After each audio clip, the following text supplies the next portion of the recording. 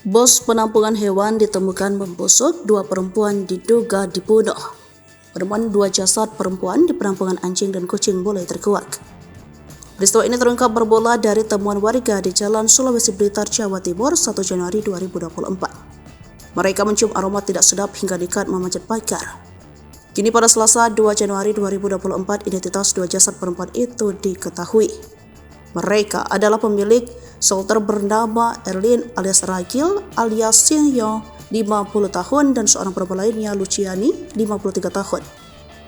Ketua RW 7 Kelurahan Karangtengah Siswanto mengatakan penemuan 2 orang meninggal dunia di dalam rumah diketahui sekitar pukul 4:45 waktu Indonesia bagian Barat.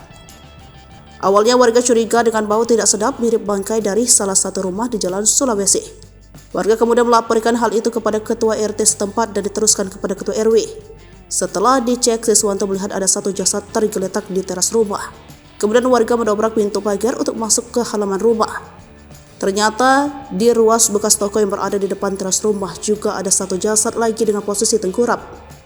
Pantauan di tribunjatim.com di lokasi kondisi tembok pagar rumah yang menjadi lokasi penemuan 2 mayat cukup tinggi.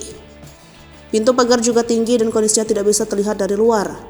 Kapolres Blitar Kota AKBP Danang Setio PS mengatakan tempat kejadian tersebut merupakan shelter anjing dan kucing milik korban Ragil alias Sinyo. Pihaknya saat ini mendalami perizinan shelter tersebut karena selama beraktivitas selalu tertutup. Dari hasil penyelidikan, polisi menduga kedua korban tewas dibunuh di rumah. Namun, untuk memastikan, polisi masih menunggu hasil otopsi jasad kedua korban oleh dokter forensik Rumah Sakit Bayangkari Kediri.